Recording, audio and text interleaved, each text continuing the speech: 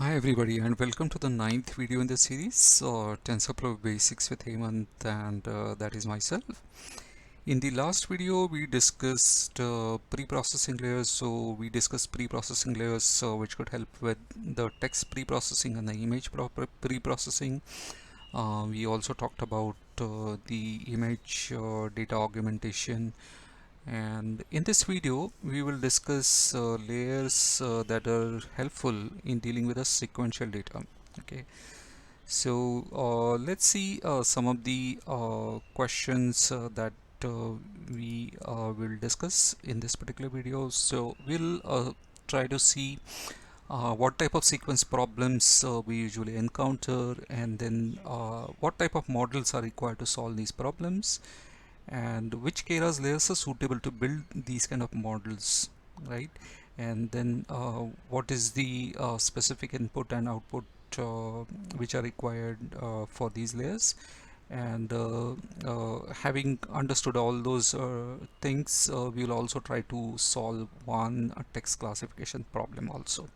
Okay, so let's get started, and let's try to see what are the different sequence problems that we might encounter in our work, right?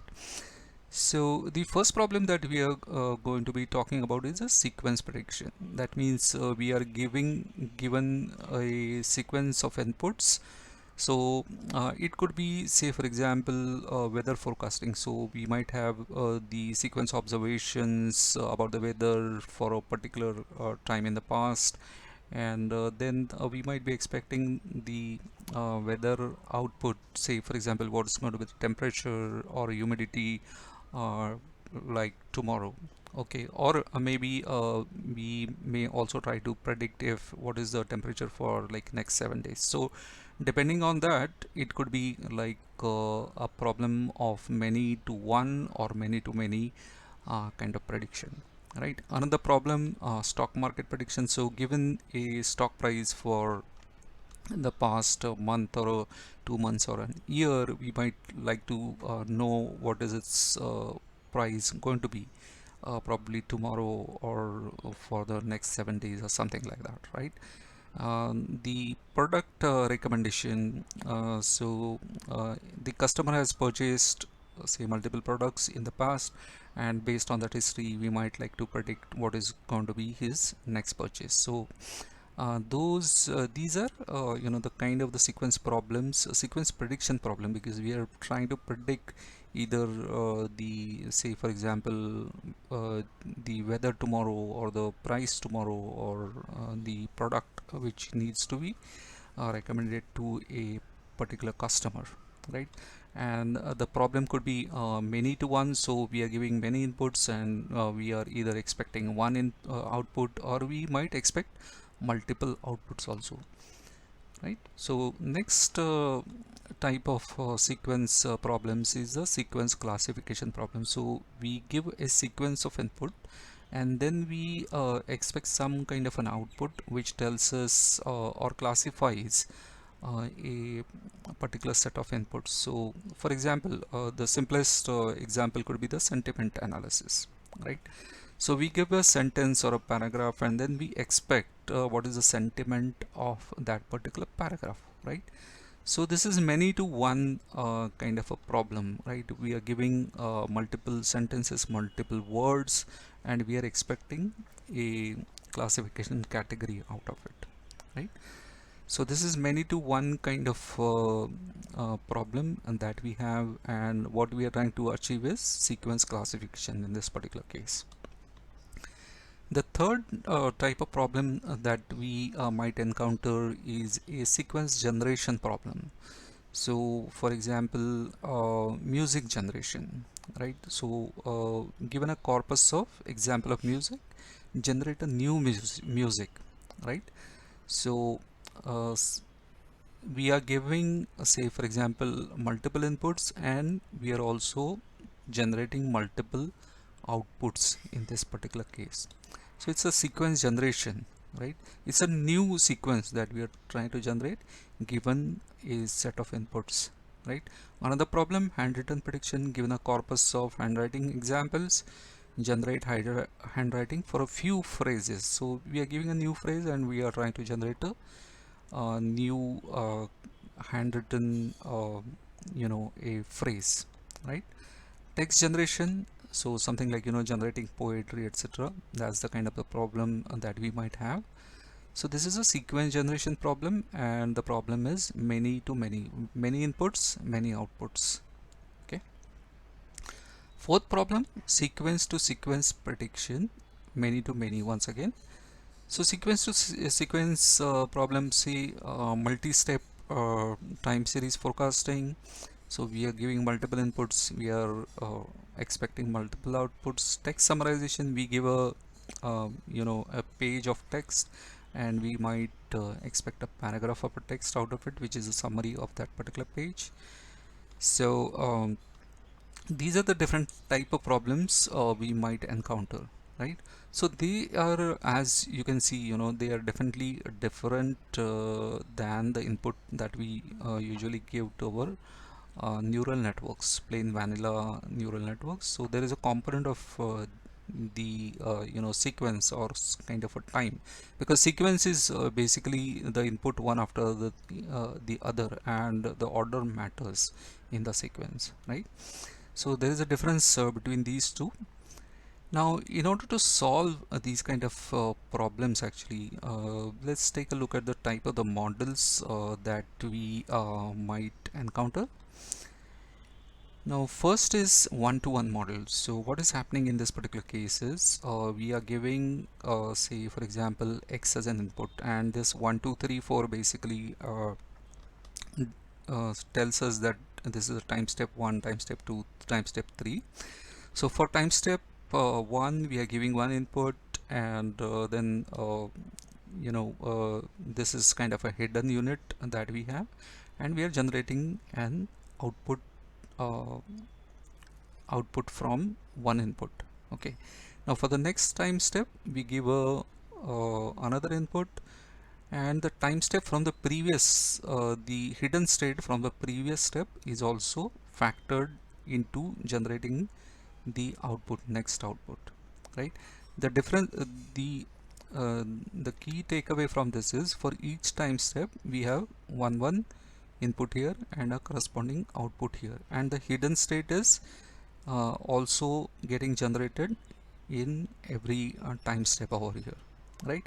We start with a zero hidden state, and then the hidden state is generated as we go uh, over the time steps over here, right?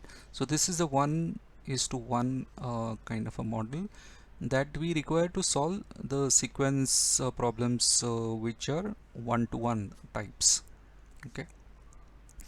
Next one, the many to one model. So for example, the sentiment classification for that matter, right? So what we do is, actually we give multiple time steps as inputs. So x1, x2, x3, x3. Now here you see the output is generated only after, say, giving three inputs here, three or multiple inputs, right? And what is happening from the step 1 itself, the hidden state is getting calculated and is being carried from one step to another, and what we are interested is only the final output in this particular case, right? So for example, the classification of that particular sentence, right? Obviously this is not going to be the classification. For getting the classification, we are going to require a few more layers, but the output of the sequence, this particular type of model is going to be generated after a multiple steps. So many steps we get an output here. Okay, and the hidden state is being carried from one time step to another time step until the final output is generated. Okay, that is a many to one kind of a model. Third kind of model is one to many. So for example, we might just give a probably some kind of a word, and we might want to generate multiple words out of it.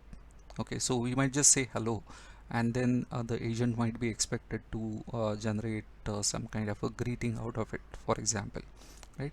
So this is what is being shown here. There is one input which is given in the time step 1, and it generates and it starts generating an output from here, and it keeps on generating a few outputs uh, for multiple that is for multiple time steps here. Okay, and the hidden state is also getting kind of carried from step to step over here.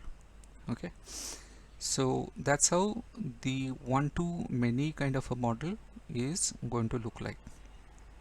Okay. Fourth kind of model is many to many. So we are giving many inputs, and then at the same time we are generating the many outputs. The hidden state is carried from one step to another into this particular type of model, right?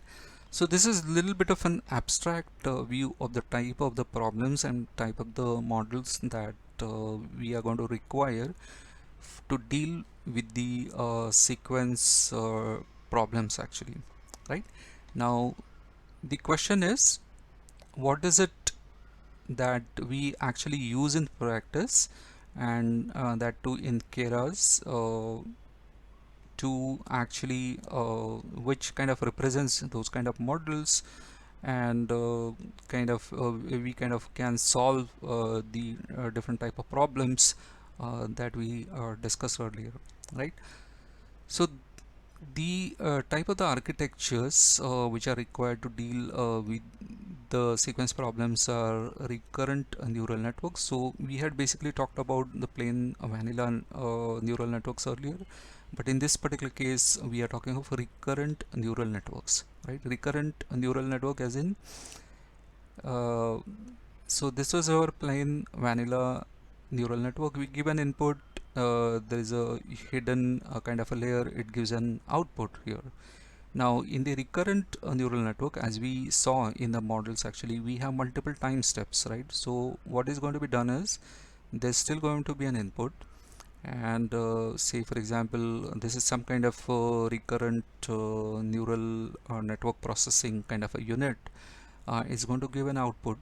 The only thing that is different from here is actually the output or the hidden state actually is going to be fed back for the next calculation, and this loop is going to be executed as many time steps that we have in the input that we have. Okay, so this is going to get a little bit clearer when we just go to probably next slide or so. Okay, so the point that I'm trying to drive onto this particular slide is there are different architectures which have kind of developed over a period of time to deal with the sequence problem. So first and the simplest one is the that was called as an recurrent neural network. In the Keras, the implementation is SimpleRNN as it is called. Now the most basic implementation that was there initially, which is SimpleRNN, basically suffered from certain drawbacks. The most prominent drawback was actually it was not able to kind of remember what happened earlier if the sentences were too long, so it was kind of it had a short-term memory. Okay, so now in order to deal with those this particular issue of short-term memory, there were a couple of other architectures which came in to the picture, which were kind of discovered, rather invented, uh, and those architectures were called as long short-term memory and the gated recurrent unit. So these were the two different architectures which came in, and they had this concept of various gates, and those gates actually uh, helped to remember certain parts of the input and forget certain parts of the input, right? So only the relevant parts kind of were retained as we progressed through the inputs. right? And that helped actually increase the window of the context little wider. So this short-term memory problem was partially taken care of by these two architectures, right? Now there is a further architecture which I have not shown into this particular slide, is gone beyond this, and which is a transformer base architectures. And transformer base architectures I'm not going to discuss in this particular video, but just keep in mind that the LST beyond LSTM and GRUs, we have transformers, and which have become very very popular. So in the transformers, the window is almost infinite. LSTM and GRUs, it is longer as compared to the RNNs. Okay, now having discussed these three different architectures a little bit, we will take a closer look at the Keras SimpleRNN, which is tf.keras.layers.SimpleRNN. So what is this simple RNN actually? Okay, so RNN, what happens is there's something called as an RNN cell. Now it is basically when we execute this particular layer, actually simple RNN is going to execute basically a for loop. Okay, and it is going to iterate over time steps of a sequence, right? So if you have multiple inputs, each input like one input one time step, then it is going to iterate through all those inputs using a for loop, really speaking. So that is what is called as a unfolding, right?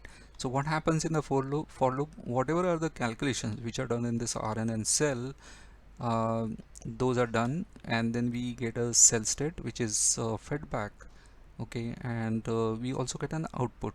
Okay, so we give an input, calculations are performed, cell state is created, and this cell state is going to be used in the next step of the for loop, and we also get an output for this particular step, right?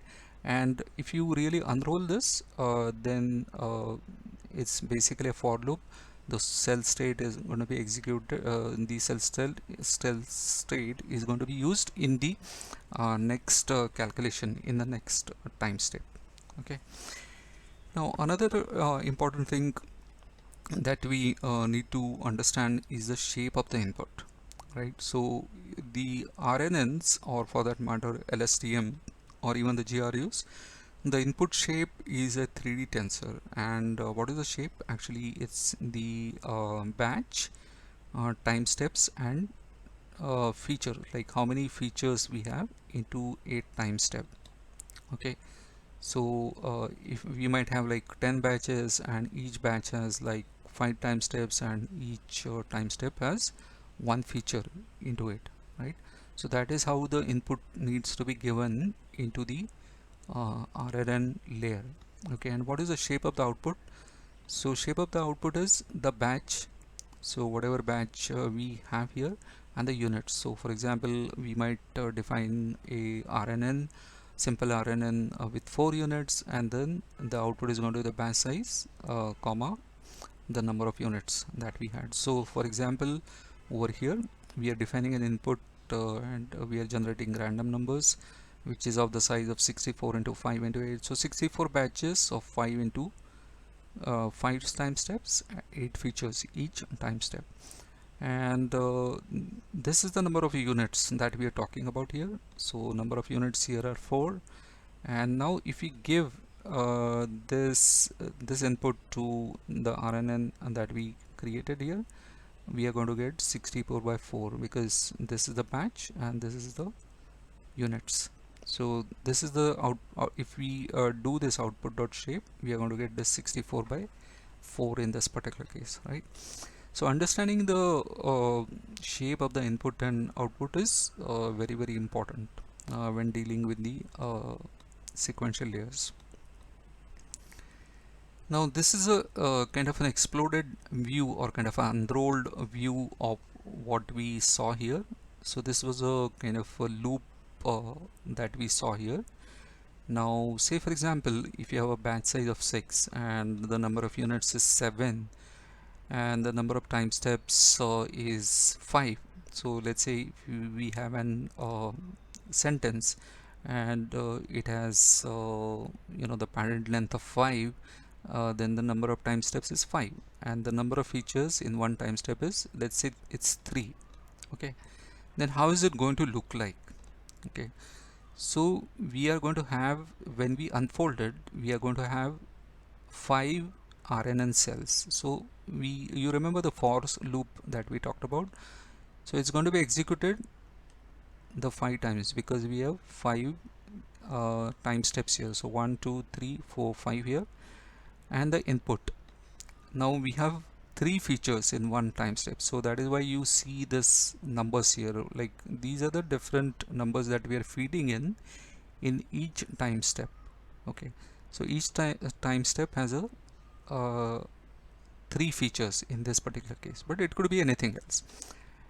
So we are just like giving a sequence 4 5 6 7 8 9 etc etc, right? So what is the shape of the input? It's 1 by 3. Okay, 1 by 3 because 1 row 3 columns. Okay, so that's how the input is. Now what about the hidden state?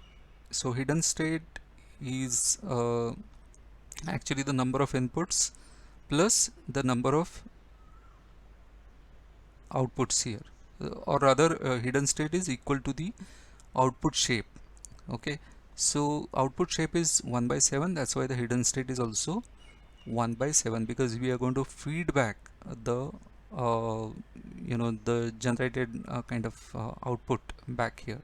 Okay, now we have got these weights here, input, so input weight and input bias. So inputs are going to be multiplied as weights, and it is going to so we have basically 7 neurons here.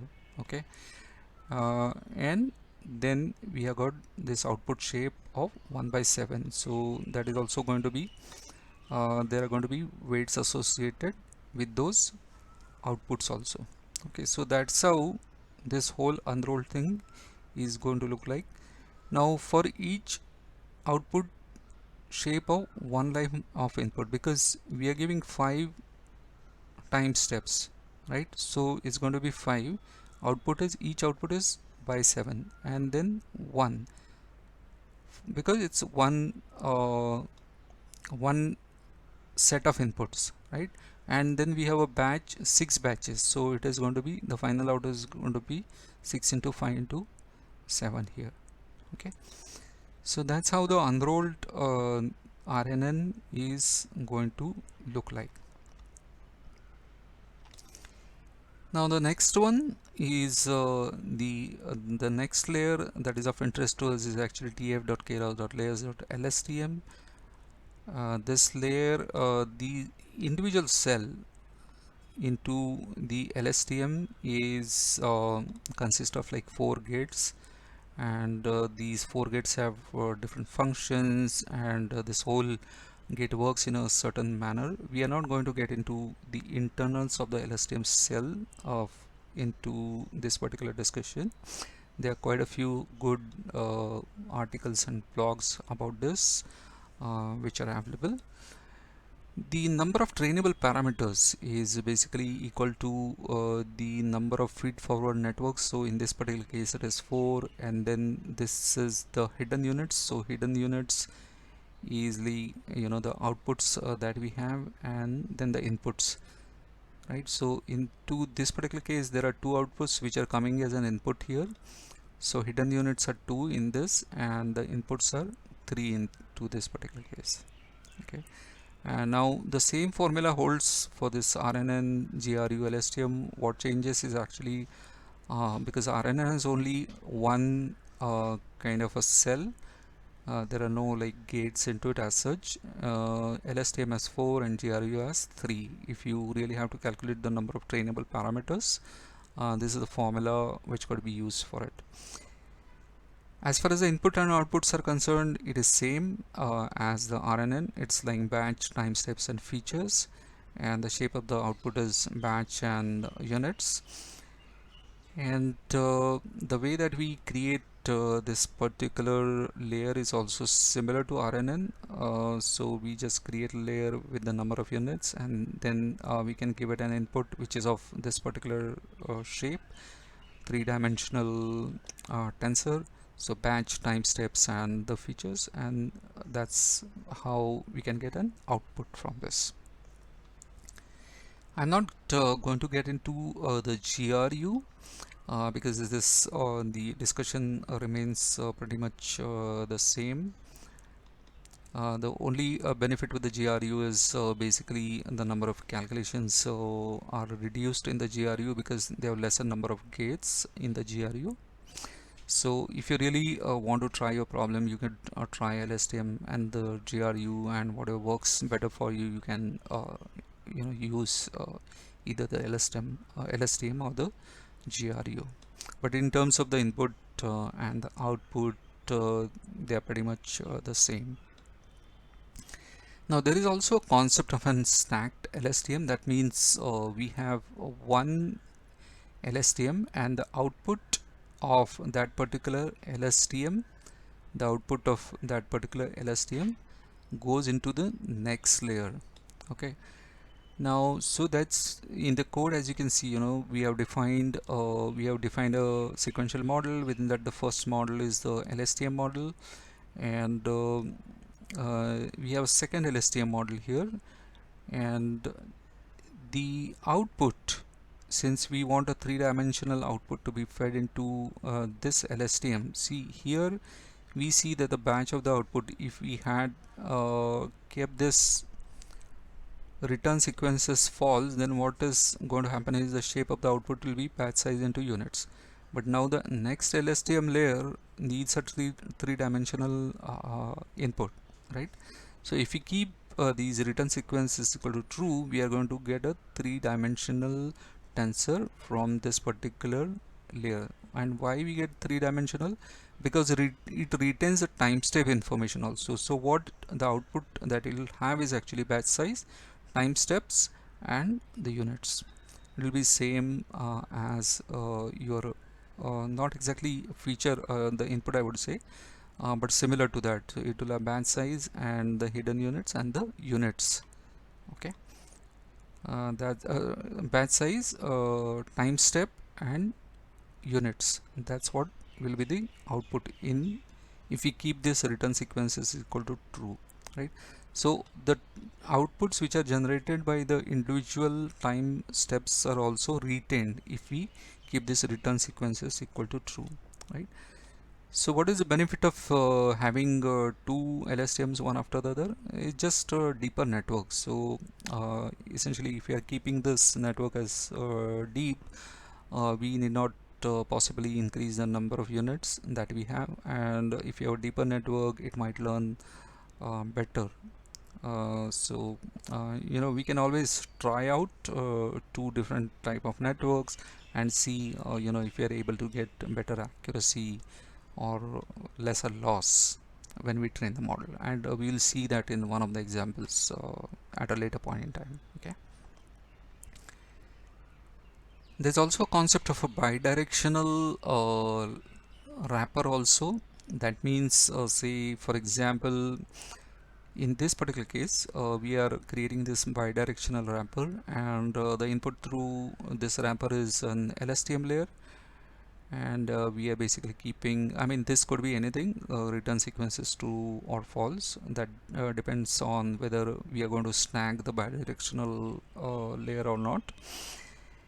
And then the input shape you can define over here. And when we say bidirectional, what is going to happen is it is going to train both forward and backward. So if you have a sentence, it will start like one way and the other way and train in both the ways, and then the outputs of both these operations like forward and backward, they could be either summed up, they could be the multiplied, concatenated, or average. So depending on the choice that we have, the shape of the output is going to change. If you are going to concatenate, obviously it's going to double up. If you're going to sum it up, it will not, it will stay, the shape of the output is going to remain the same in this particular case. Okay, so that's about the bidirectional layer. Now before we actually get in the summary for this particular session, as usual, we are going to be running a couple of notebooks and try to see how this whole thing looks practically. So the first notebook, we are going to focus on some key things that we discussed. So let's import the library quickly. So what we are going to what we are doing here is we are generating this input, creating this RNN, and we are just trying to check the output here. And then what we are doing is we are also turning the return sequence is equal to true, and we'll see the change in the shape, right, of the LSTM layer. So in the first case, by default this return sequences is false. So what is the shape? 64 by 4. Why 64 by 4? Because the batch size here was 64 into 4. That was the shape that we got here. And when this return sequences was true, we got this 64 into 5, because 5 are the number of the time steps. So that is how the output shape had changed actually. And when we also have an option of returning a state, the final state, whether we want true or false. Now we are returning the final state here, and the final state is 64 by 4, because it's just keeping the final output and just ignoring all the intermediate time step outputs in this particular case, right? Now number of parameters in the RNN, so it is h, that is the hidden the number of units, and this is the input. So let's try to see over here what's happening. So we have this output dimension. So uh, this is our input, because this final output of 1000 into 3 of this embedding layer is going to be acting as an input to the simple RNN. So we have 3 inputs here, and then the 4 is the number of the hidden units that we have, and then we have a dense layer here. And let's see what do we get here. So what we are getting, the number of parameters is 32 for the RNN, and how that is calculated. So h into this particular case is 4 plus 3 is 7 into 4 28 plus 4 h, right? So that is 32. That's how the number of trainable parameters could be calculated in the RNN. Okay, now let's get into the LSTM. LSTM, the formula is slightly different. It's almost similar, only thing is we have to multiply it by 4, right? So let's try to define one LSTM.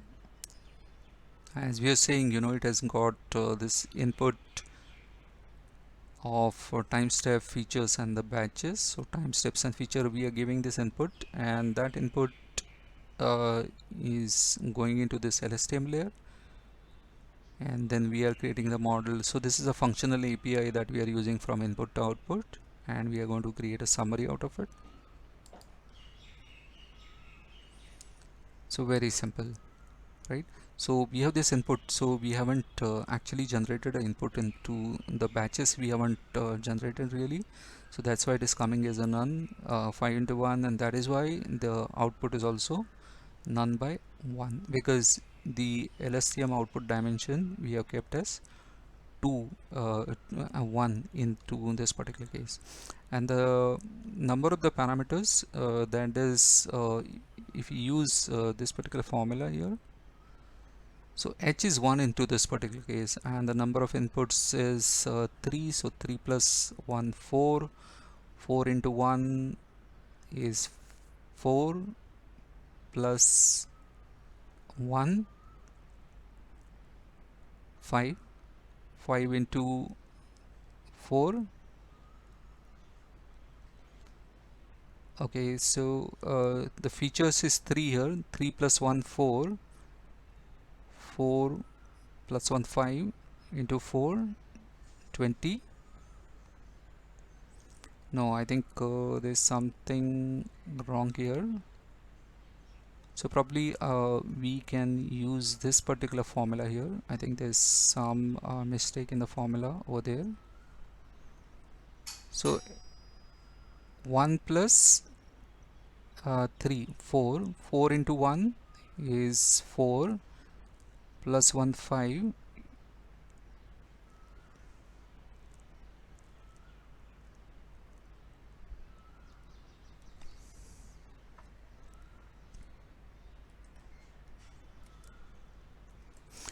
So folks, actually my bad actually. So in this particular case we have input as 1 actually, not 3. So I was kind of confused with the 3 inputs here. So into this particular formula we have one input. Okay, so 1 plus 1 unit, so this is 2. 1 plus 1 2, 2 into 1 is 2 plus 1 3, and 3 into 4 is 12. Okay, so that's how we get this as 12 actually. Okay, so that's the basic of the RNN and LSTM. So from the basic perspective, what we have seen is how to create a layer, how to basically define how to give an input of like time step batches and features to it, and we also saw like how to calculate the number of the parameters for the RNN and the LSTM, right? So let's turn to the second notebook that we have. So in this particular notebook, what we are going to do is we will try to apply this to a very simple problem, and we will try to generate like 1:1. We'll try to solve 1:1 problem.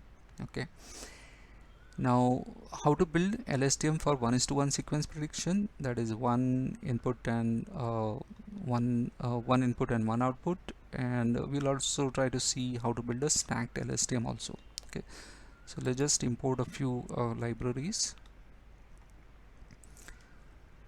Now we will try to basically generate an input and output to train our model into this particular case. So what do we have? Actually we are having this X as a list and Y as a list, and then what we are doing is actually the X is actually X for range of like 0 to 19 is going to have X as X plus 1 that we have. So that is why, that is how you say it is 1 to 20 X, and the Y is we are going to be multiplying Y. So for each X that we have, we are going to multiply it by 15 and then going to put it here. So we have like corresponding for 1 we have 15, 2 we have 30, 3 is 45, etc. Right? That is the two like kind of vectors we have generated. Now the thing is, this is a vector, right, or a list for that matter. Now we need to reshape it into the 20 batches and one time step and one feature, because we have these 20 elements into these particular lists. So we are going to group it into 20 batches, and each batch has one time step and one feature. Okay, so that is how we have reshaped our data here, right? So let's do this. Let's execute. I'm not sure if I executed this. Fantastic. So that is done, and we are going to reshape this. So that is part is done. Then we are going to define a model, right? So we have sequential model, and LSTM input shape is 1 by 1, right? One time step, one feature, right? Number of batches we are keeping, we are not defining it here. So for now it's none. Like when we give the data, it is going to pick up this 20 from there. Then we are just putting a dense model after that, and so we are going to compile, and we are going to print the model summary. Okay, so this is what we have. Okay, now we are going to do a we are going to give this x, that is the train input and the labels and the epochs, and then once it is trained we will try to predict. Okay, so I'm going to start the training here. It's going to take a little bit of time, so I'm going to pause the video and then I'll come back when it is done. Okay, so we are done with the training and then we are going to test this. Okay, so what we are doing is actually we are giving 20 as an output, right? And what is the output input? 20 as an input, and what is the output? 20 into 15, right? Because that was our formula, right? So 20 into 15 is 300. That's what we are expecting, right? But before we give this 20 as an input, we have to reshape it as a batch, time step and feature. So that's how we are reshaping this single number into this 3D tensor here, and then we are giving this is an input, test input, and we'll see the test output, right? So this is what we are getting. We are getting 297.8. Okay, that's the output that we are getting, right? Now we'll try to see if we can do better with this, or if we have a little complex network. So what we will try to do is we'll try to stack two LSTMs here. So in the first LSTM we are going to keep this return sequence is equal to true, so that we get a three-dimensional input, 3D tensor for the second LSTM, and rest of the things are the same. So the model is going to be a bit complicated in this particular case, so we are replacing this, right? So you see that there are two LSTMs here, and we'll do the model.fit again with the same data. Rest of the things is same, and once again I'll pause the video. So the model is trained, and once again we'll give an input, the same input here, and we'll reshape it, and we'll try to see the output here. So 300, right? So 20 into 15, 300, so it is pretty close to it. So earlier the output was 297.8, now it is 300.4. So definitely that extra LSTM that we put in, stacked LSTM, has helped better in getting the better accuracy, right? Now in this particular case, the data that we gave was actually of the shape of one batch, one time step, and one feature. But we can do these if you have one-to-one, that is one time step and one feature. That is what we saw earlier. But what if we have multiple features in a time step, right? How do we simulate that kind of a case here? So what we do here is we create two lists, and then we have another list for y, and then we generate this x1 and x2.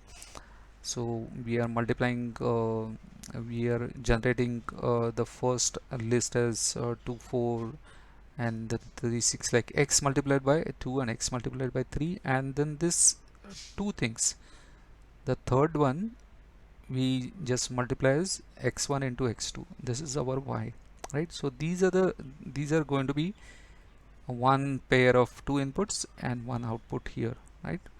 So this is how it is going to look like: 2 and 3, 4 and 6, 6 and 9. These are our inputs, and then their corresponding output is this particular vector that we have.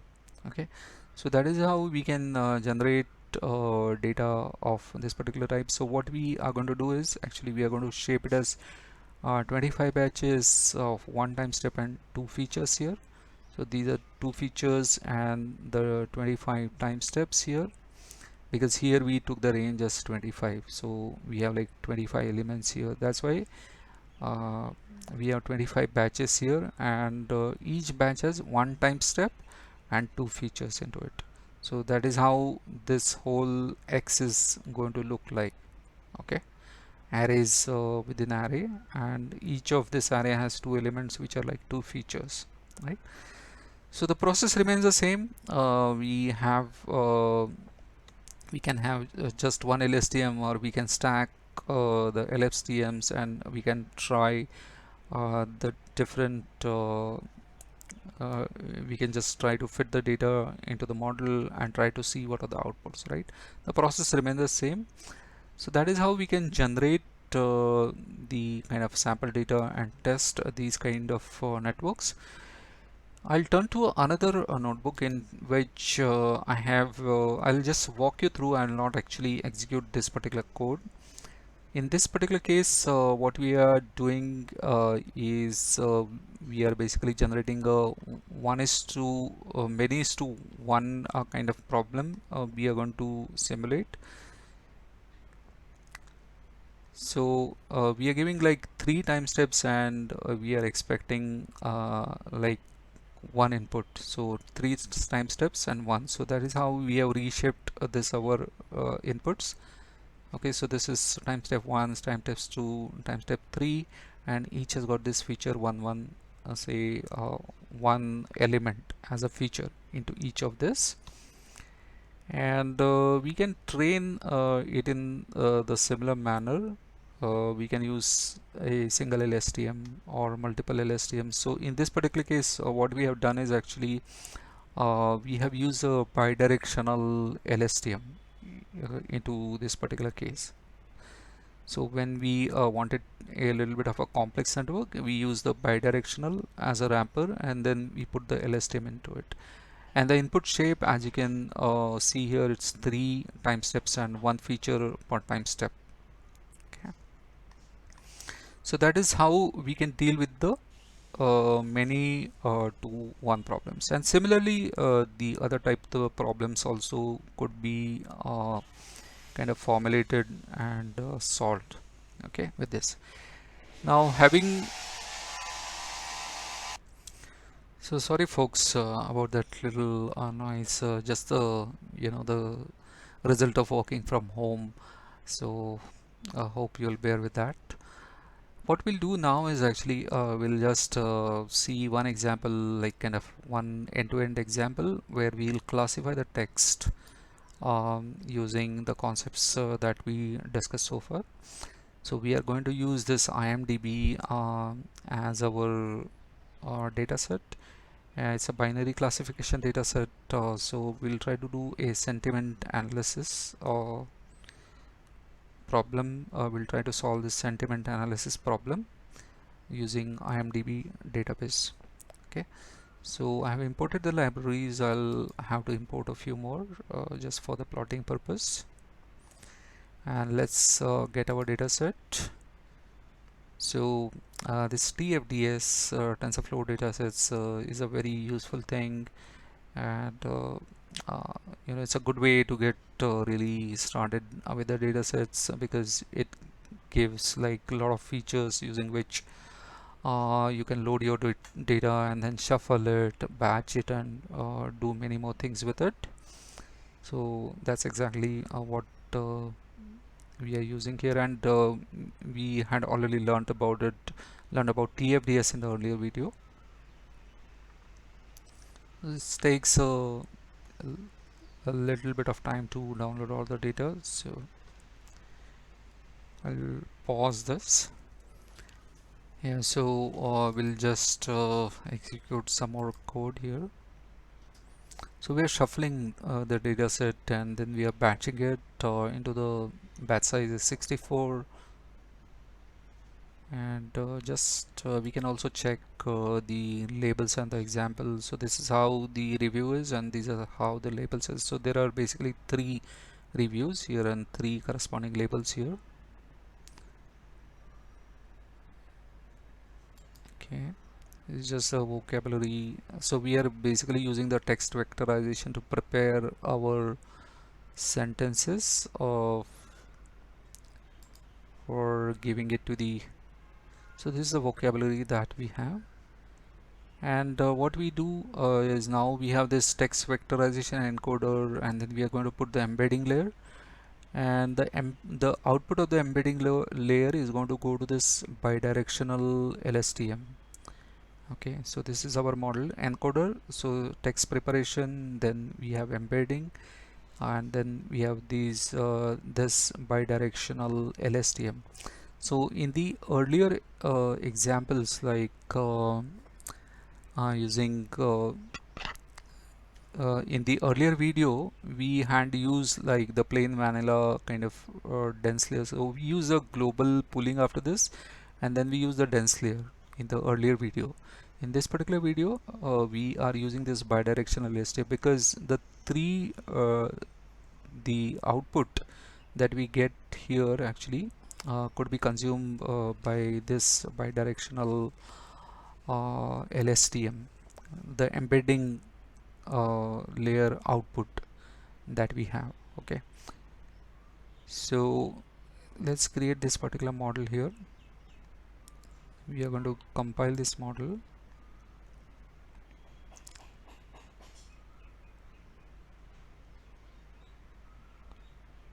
and then we will train this model. So I'm going to pause this for a second. So the training was completed, and then if we actually uh, plot the graphs of the accuracy, this is what we see actually, right? So this is below 0.9 actually, and the validation loss is above say 0.3 over in this particular case. Now if we basically train the same model with two bidirectional layers, okay, and with this return sequence is equal to true because it is to fit the second layer, and then if we compile and if we actually compare it with the results in the first case, as you can see, the accuracy has gone up into this particular case, and the losses come down. So that was the result of adding those two bidirectional layers in the stacked manner, right? The rest of the process remains the same. The data kind of remains the same. We just change the model, and there's a difference in the results that we get here. Okay, the loss was much kind of higher here, and the accuracy was also kind of lower here. The accuracy has improved after we incorporated those bidirectional layers and stacked them, right? So that was a practical application of what we learned, and that is pretty much everything that we have for this particular session. We'll just run through the summary very quickly.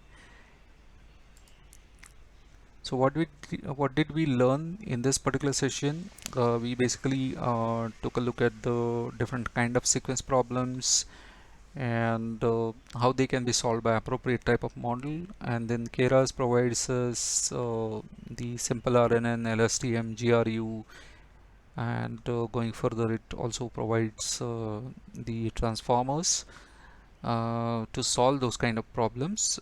We also saw that RNN is a short memory, LSTM and GRU are kind of longer window in terms of the context that it can look into.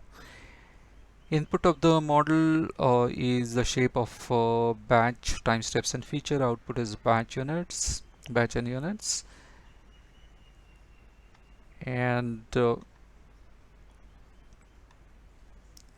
these layers can be used alone or stacked to build deeper network.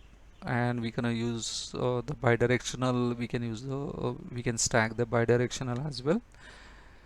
Now these layers can be used in combination with embedding and the dense layers. So embedding, we basically use the text vectorization layers initially, then we use the embedding layer, and then once we are done with our LSTM layers, then we use the dense layers to